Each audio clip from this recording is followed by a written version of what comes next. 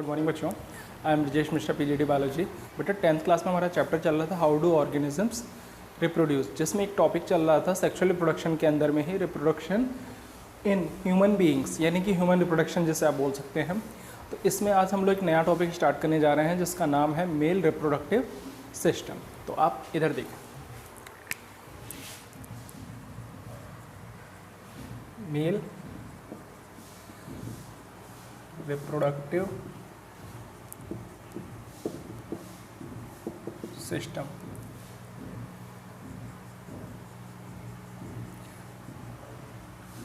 तो male reproductive system का मैं पूरा यहाँ पर एक डायग्राम ड्रॉ कर रहा हूँ, जिसके बाद उसका एक एक पॉइंट को मैं यहाँ पर क्लैरिफाई करूँगा। तो ये आपका डायग्राम है ह्यूमन मेल रिप्रोडक्टिव सिस्टम का।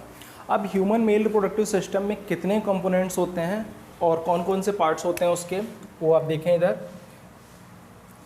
In human male reproductive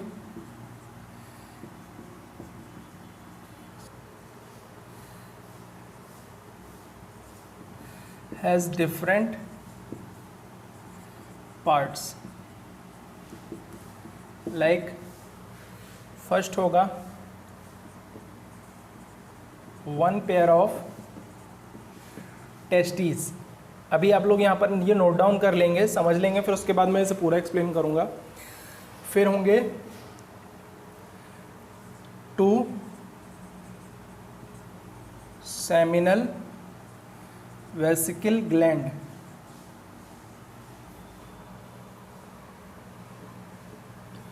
1 prostate gland. ठीक है। फोर्थ कौन सा और पोर्शन होगा, वास डिफरेंस। डिफरेंस नहीं है बच्चों, ये है डेफरेंस, वास डिफरेंस। और फिफ्थ है पेनिस। 1 पेयर ऑफ टेस्टीज, ये कहाँ पर होते हैं, ये एब्डोमिनल कैविटी में बाहर की तरफ होते हैं, बॉडी के आउटसाइड होते हैं। ठीक है। 2 सेमिनल वेसिकल ग्लैंड्स ये वाले हैं, 2 सेमिनल वेसिकल ग्लैंड्स ये वाले हैं जो आपको ये दिखाई दे रहे हैं। ये 2 होते हैं, नंबर्स में कितने होते हैं ये 2 होते हैं। फिर उसके बाद एक प्रोस्टेट ग्लैंड है, ये वाला जो आपको दिखाई दे रहा होगा, ये प्रोस्टेट ग्लैंड है। क्लियर हो गया। और नेक्स्ट है वास डिफरेंस। वास डिफरेंस एक ट्यूबुलर स्ट्रक्चर है, जैसे कि यहाँ से ये टेस्टीज है, ये वाला जो पोर्शन है टेस्टीज, तो टेस्टीज से यहाँ से ये जो इस तरह से ट्यूबुलर स्ट्रक्चर इस तरह से ये जो मूव कर रही है, इसे हम बोलते हैं वास डिफरेंस।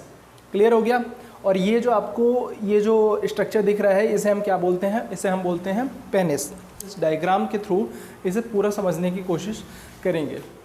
सबसे जो मेन है मेल रिप्रोडक्टिव सिस्टम का, जो मेन ऑर्गन होता है वो होता है आपका टेस्टीज। टेस्टीज के बाहर आप ये जो देख रहे हैं ना, ये पाउच लाइक स्ट्रक्चर, ये क्या होता है, ये होता है स्क्रोटम। ये जो ये लिखा हुआ है, स्क्रोटम का मेन फंक्शन क्या होता है, स्क्रोटम का मेन फंक्शन होता है जो स्पर्म फॉर्मेशन जब हो रहा होता है तो उसको कम टेम्परेचर की रिक्वायरमेंट होती है, तो ये बॉडी के बाहर इसलिए प्रेजेंट होता है टेस्टीज, ताकि वो उसको टेम्परेचर को मेंटेन कर सके, लोअर कर सके rest of the body parts. तो इसीलिए स्क्रोटम का क्या काम होता है कि ये 2 से 3 डिग्री सेल्सियस तक टेम्परेचर को कम करता है, ताकि स्पर्म ईजिली अच्छे से प्रोड्यूस हो सके, अदरवाइज नहीं तो स्पर्म प्रोडक्शन पर इसका असर पड़ेगा। ठीक है, नंबर 1 बात। तो टेस्टीज हो गया, आपका स्क्रोटम हो गया। अब टेस्टीज में जो आप ये जो ट्यूबुलर स्ट्रक्चर देख रहे हैं वास डिफरेंस, जब यहाँ पर स्पर्म फॉर्म हो रहे होते हैं तो स्पर्म फॉर्मेशन के बाद यहाँ पर ये इधर से एपिडर्मिस और ये वास डिफरेंस होता हुआ फिर ये यहाँ से फिर इधर मूव करता है। क्लियर हुआ। अब यहाँ से जब ये स्पर्म इस वास डिफरेंस के थ्रू, ये वास डिफरेंस लिखा हुआ है, वास डिफरेंस के थ्रू जब यहाँ पर ऐसे इस तरह से मूव करता है, तो ये आपको लाइफ प्रोसेस में आपने पढ़ा होगा यूरिनरी ब्लैडर एक्सक्रीटरी सिस्टम में। तो यूरिनरी ब्लैडर का क्या काम होता है, यहाँ पर ये यूरिन स्टोर हो रहा होता है। तो जब यूरिन स्टोर होता है तो ये यूरेटर्स हैं, आपको ये भी पता होगा कि 2 यूरेटर्स होते हैं नंबर में। तो जो ये यूरेटर्स होते हैं, तो यूरिनरी ब्लैडर यहाँ पर क्या होगा, यहाँ पर यूरिन स्टोर होता है, तो ये यूरिन अब यहाँ से इसका एक ट्यूब और यहाँ पर ये वास डिफरेंस आपस में दोनों कनेक्टेड रहते हैं, और इसके साथ में 2 सेमिनल वेसिकल ग्लैंड और प्रोस्टेट ग्लैंड ये भी यहाँ पर अटैच रहते हैं, और उनका सीक्रेशन जो होता है इसी ट्यूब में आके वो मिक्स हो रहा होता है। इसका मतलब इनका जो सीक्रेशन है इन दोनों तरह के ग्लैंड्स का, और जो स्पर्म है वो, और आपका जो यूरिन है वो, सब का सब एक ही पासेज है, और वो किसके थ्रू आके लास्ट में जब यहाँ से कनेक्ट होता है, जैसे ये आपका नॉर्मल बॉडी पोर्शन है, और यहाँ से नॉर्मल बॉडी पोर्शन के बाद जब ये यहाँ पर एक पेनिस जब स्टार्ट हो रहा होता है, तो यहाँ से ये जो आपका ये स्ट्रक्चर है, ये लॉन्ग ट्यूब है, इसे हम बोलते हैं यूरेथ्रा। तो इसी सेम यूरेथ्रा के थ्रू यहाँ से सीमेन और यूरिन दोनों ही कॉमन पाथ से मूव करते हैं, पास आउट होते हैं बॉडी से बाहर। ठीक है, यहाँ तक समझ में आ गया बच्चों आपको। अब बात आती है कि इसमें हम, जैसे कि आपने टेस्टिस देख लिया, स्क्रोटम देख लिया, वाज डिफरेंस का देख लिया कि इसमें स्पर्म किस तरह से होता है, यूरेथ्रा का क्या मतलब होता है, यूरिन और स्पर्म दोनों के लिए कॉमन पाथवे होता है। पेनिस का क्या काम है, पेनिस का काम होता है कॉपुलेटरी ऑर्गन। ये मेल रिप्रोडक्टिव सिस्टम, यानी कि मेल जो रिप्रोडक्टिव ऑर्गन है उसमें स्पर्म को ट्रांसफ़र करने के काम में आता है, आपका मेन रिप्रोडक्टिव ऑर्गन में से नहीं है। ये हेल्प करता है उसमें। अगर जैसे कि आपने ये देखा कि इसमें जो मेन प्रोडक्टिव ऑर्गन कौन था, टेस्टिस था, क्योंकि स्पर्म फॉर्मेशन का काम किसका है, पेनिस का नहीं है, टेस्टिस का है। ये क्लियर हो गया। अब बात आती है, आपने ये भी देख लिया seminal vesicle and prostate gland का आप रोल समझें। Seminal vesicle and prostate gland का ये फंक्शन होता है कि इनसे जो सीक्रेशन होता है, तो स्पर्म जब यहाँ से मूव कर रहे होते हैं, तो स्पर्म जब मूव करते हैं तो उनके लिए फिर एक म्यूसिलेजिनस एक सब्सटेंस की मैट्रिक्स की रिक्वायरमेंट होती है, जिसमें वो ईजिली फ्लोट कर सकें। ठीक है, ईजिली फ्लोट कर सकें और उनको nutritional value, nutritional medium provide किया जा सके, जिससे उनमें एनर्जी आ सके मूव करने की, यानी कि एक जगह से दूसरी जगह वो मूव कर सकें। तो जो इनका सीक्रेशन होता है प्रोस्टेट ग्लैंड का और सेमिनल वेसिकल का, ये जो सीक्रेशन मिक्स होके और स्पर्म के साथ में क्या बनाते हैं, सीमेन बनाते हैं। तो इसके बारे में जल्दी से फटाफट नोट करते हैं। टेस्टिस से main reproductive organ of male reproductive system is testes,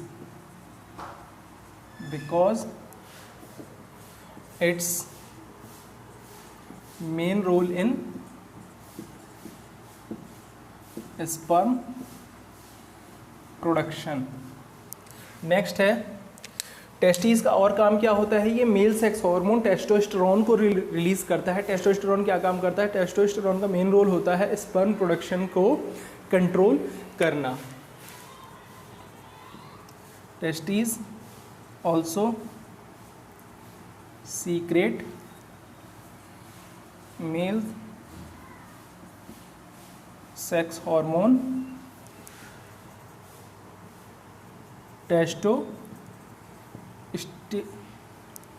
testosterone that's main role is to control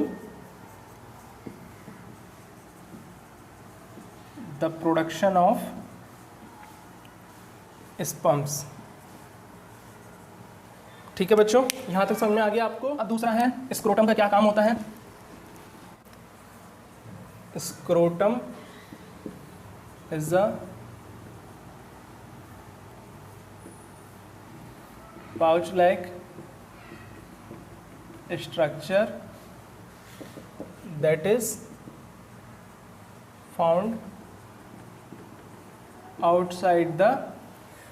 found outside the testes. Scrotum is a pouch-like structure that is found outside the testes to lowers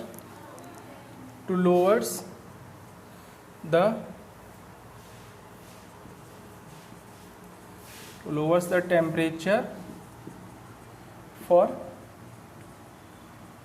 production of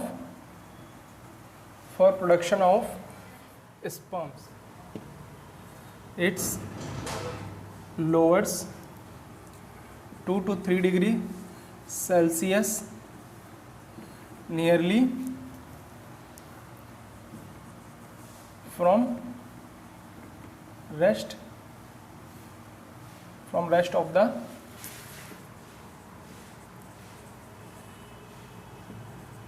body parts. ठीक है बच्चों, तो आपको scrotum वाला समझ में आ गया। अब बात आती है वास डिफरेंस की। वास डिफरेंस का क्या काम होता है? Vas deferens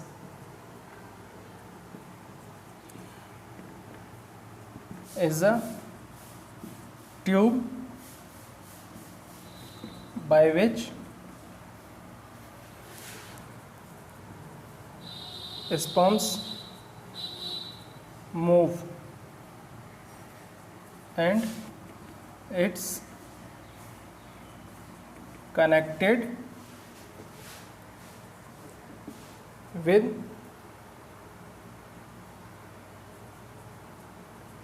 urinary bladder's tube and make a common passage for urine and sperms that's come out from the body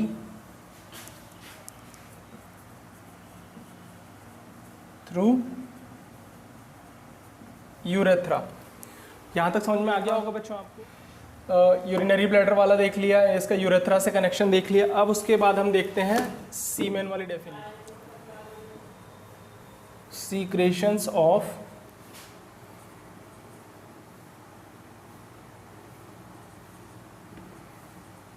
seminal vesicle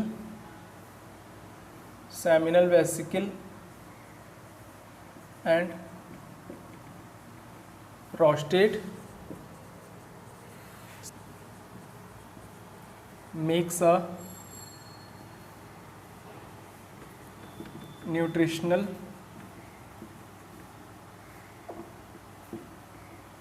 fluid for the sperms in which sperms can swim easily and get energy from this fluid and combinedly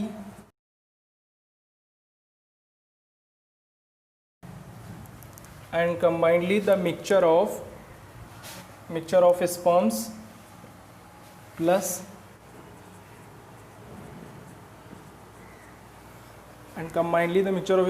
plus these secretions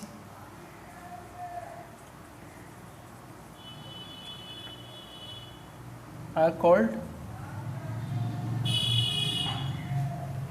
सीमेन। ठीक है, आपको ये भी समझ में आ गया। Human जो sperm होता है उसका क्या साइज़ होता है? उसका साइज़ होता है 0.05 mm यानी कि मिलीमीटर, यानी कि ये बहुत ही छोटा साइज़ होता है जिसे आप अपने नेकेड आई से नहीं देख सकते। ह्यूमन स्पर्म साइज इज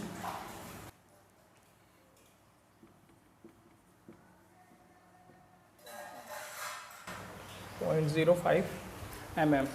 जो ह्यूमन स्पर्म होता है कुछ इस तरह से होता है।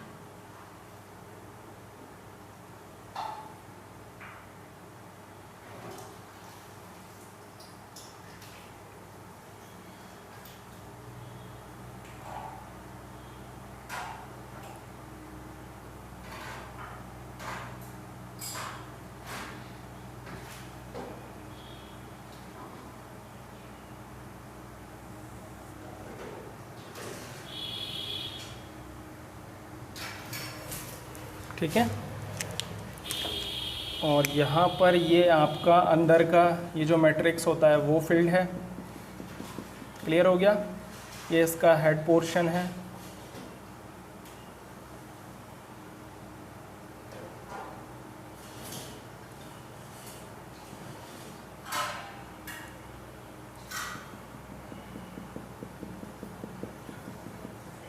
अब यहाँ पर आप ये देखें कि ये क्या चीज़ है। ये जो है इसका ये हेड पोर्शन होता है, इसी के अंदर में जेनेटिक मटेरियल होता है, ठीक है। ये लेके ट्रांसफ़र करता है, ये जेनेटिक मटेरियल है। और यहाँ पर ये जो है ये वाला पोर्शन इसका बोला जाता है नेक, ये इसका बोला जाता है मिडिल पीस, और ये होता है टेल, ठीक है। और ये जो पोर्शन आप रेड रेड देख रहे हैं ये होता है माइटोकॉन्ड्रिया, जो कि इसको मूव करने के लिए फर्दर एनर्जी प्रोवाइड करता है। ये फिगर किसका है, फिगर लिख लेते हैं।